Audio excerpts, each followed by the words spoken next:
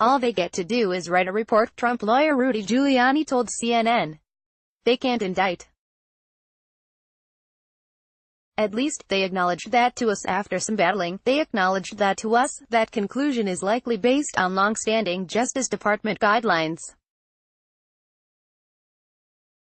It is not about any assessment of the evidence Mueller's team has compiled. A lack of an indictment would not necessarily mean the president is in the clear. Mueller could issue a report making referrals or recommendations to the House of Representatives. The inability to indict a sitting president has been the position of the Office of Legal Counsel in the Justice Department since the Nixon administration and reaffirmed in the Clinton administration, but it has never been tested in court. It had been an open question whether, if investigators found potentially criminal evidence against Trump, Mueller's team would try to challenge those Justice Department guidelines. CNN reached out to Mueller's team.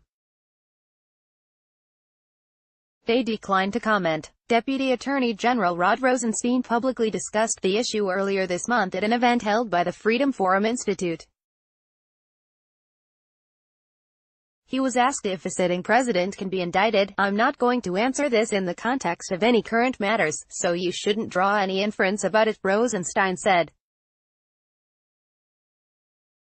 But the Department of Justice has in the past, when the issue arose, has opined that a sitting president cannot be indicted. "There's been a lot of speculation in the media about this. I just don't have anything more to say about it." Rosenstein oversees the special counsel probe. Giuliani tells CNN the special counsel's team has decided that they have to follow the Justice Department rules. The Justice Department memos going back to before Nixon say that you cannot indict a sitting president, you have to impeach him.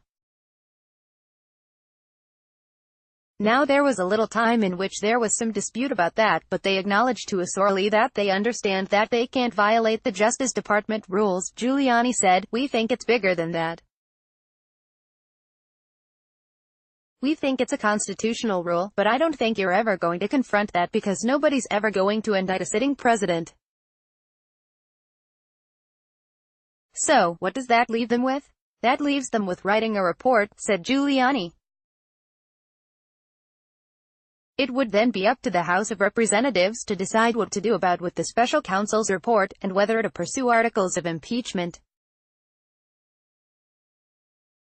Giuliani also said that he is using the one-year anniversary of the Mueller probe, which is Thursday, to push the special counsel to disclose how much money is being spent, and to actively begin negotiating with Trump's legal team over any Trump interview Mueller is seeking. "Do you really need an interview?" Giuliani said he wants Mueller's team to answer. "You've got all the facts. You've got all the documents. You've got all the explanations. We're happy to tell you they're not going to change." The legal team put the question of indictment directly to Mueller, and they were not surprised by his answer, as part of a strategy to deal with the issue of a subpoena to the president should he decide not to testify, according to a source familiar with the Trump legal team's thinking.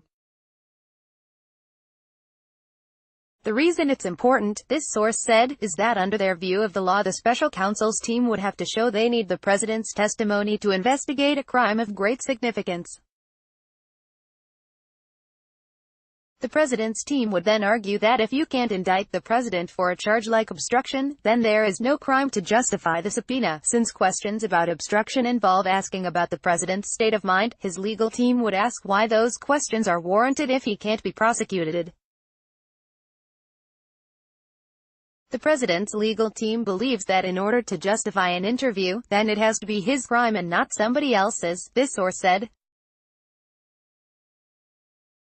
In addition, the source said, the Mueller team would also have to make the case they can't get the information anywhere else, and Trump's legal team would argue that Mueller's team has millions of documents and enough information. Update: this story has been updated with more detail about why Trump's legal team posed the indictment question to Mueller. CNN's Gloria Borger contributed to this report.